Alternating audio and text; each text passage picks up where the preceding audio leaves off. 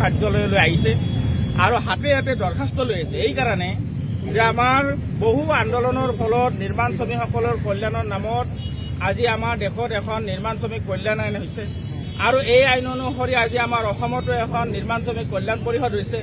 এই কল্যাণ পৰিষদৰ আইনমতে নিয়ম মতে যে আমাৰ অসমৰ যিমান নিৰ্মাণ শ্ৰমিক আছে তেখেতসকলক পেঞ্চন, বেমাৰ হ'লে চিকিৎসা, তেখেতসকলৰ মৃত্যু হ'লে এককালীন সাহায্য, ল'ৰা ছোৱালী শিক্ষা সাহায্য, বিভিন্ন শিতানত তেওঁলোকক কল্যাণ সাধন কৰাৰ কাৰণে ব্যৱস্থা আছে।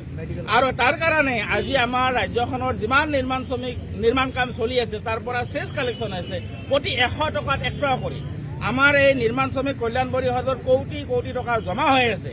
তাৰ পিছতো আজি নিৰ্মাণ শ্ৰমিকৰ নামত টকা সংগ্ৰহ কৰাৰ পিছতো নিৰ্মাণ শ্ৰমিকসকলে পেঞ্চনৰ কাৰণে, বেমাৰৰ চিকিৎসাৰ কাৰণে, তেওঁলোকৰ মৃত্যুৰ সাহায্যৰ কাৰণে বা বিভিন্ন শিতানত নিৰ্মাণ শ্ৰমিকসকলে দৰখাস্ত কৰাৰ পিছতো বছৰৰ পিছত বছৰ 2 বছৰ 3 বছৰ পিছতো তেওঁলোকে কল্যাণ পৰিষদে দিব পৰা নাই।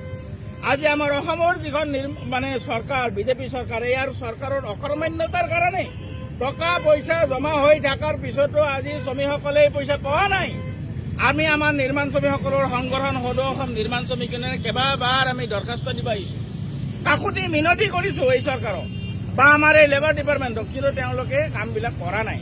আজি সেইকাৰণে অসমৰ নিৰ্মাণ শ্ৰমিকসকলে জিলাই জিলাই আজি আমাৰ গুৱাহাটীতো আমি ইয়াতে আহিছোঁ, আমি এখন দৰখাস্ত দিবা যে আমাৰ এই পইচাবিলাক আপোনালোকে খাব বিচাৰিছে না আমাক দিব বিচাৰিছে।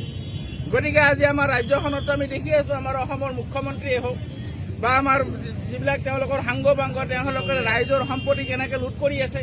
আজি নিজৰ ঘৰে ঘৈণীয়েকৰ নামত তেওঁলোকে সম্পত্তি গতাই আছে, মাটি সম্পত্তি গতাই আছে।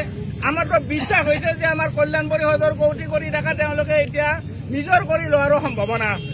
গতিকে সেইকাৰণে সেইটোতো আৰু হ'ব দিব নোৱাৰি। আমাৰ বহুত তেজৰ বিনিময়ত, সংগ্ৰামৰ বিনিময়ত আজি গোটেই দেশৰ নিৰ্মাণ কাম হৈছে আৰু সেই সংগ্ৰামৰ মাজেদি আজি নিৰ্মাণ শ্ৰমিক কল্যাণ পৰিষদ হৈছে। এই কল্যাণ পৰিষদৰ পইচা স্বাভাৱিকভাৱে আমাৰ নিৰ্মাণ শ্ৰমিকসকলে পাব লাগিব। বাইদেউ আহিছে আমাৰ মাজত।